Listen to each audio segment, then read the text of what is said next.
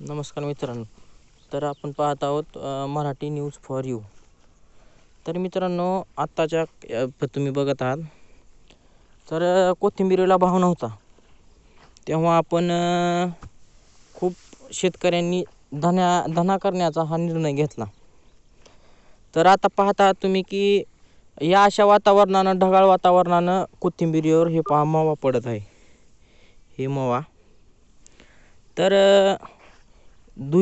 मावा पडत आहे आणि असंही पांढरे पडत आहे व ह्याच्यामुळे फुले गळण्याची शक्यता दाट आहे. तर आता नेमकं ह्याच्यावर फवारणी कोणती करायची व याची आता पुढे काळजी कशी घ्यायची हे आपण आजच्या व्हिडिओत पाहणार आहोत. तर मित्रांनो, हे आता हो काही असे धने येण्यास सुरुवात झालेली आहे.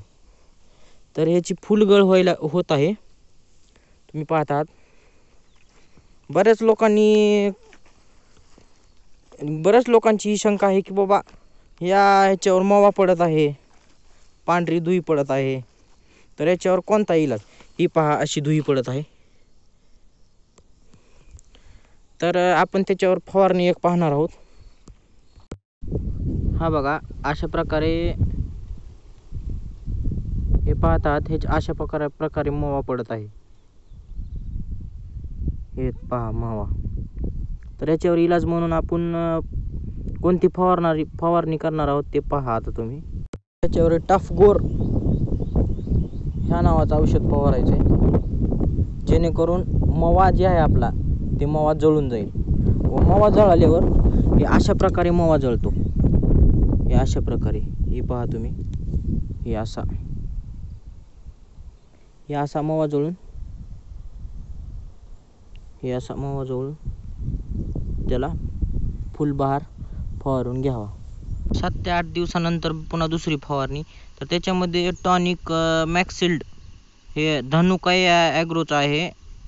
तर ते 50 मिली इतकं एका पंपाला, म्हणजे एक पंप 20 लिटर पाणी बसते एका पंपामध्ये.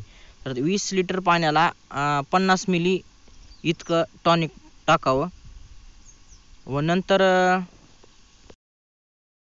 तर दुसरे आहे जैपक हे 15 मिली एका पंपाला, म्हणजे 20 लिटर पाण्याला 15 मिली इतके टाकावे. याचा उपयोग धने फुगण्यासाठी व त्याचा कलर बदलण्यासाठी, म्हणजे पिवळसर कलर येण्यासाठी होतो.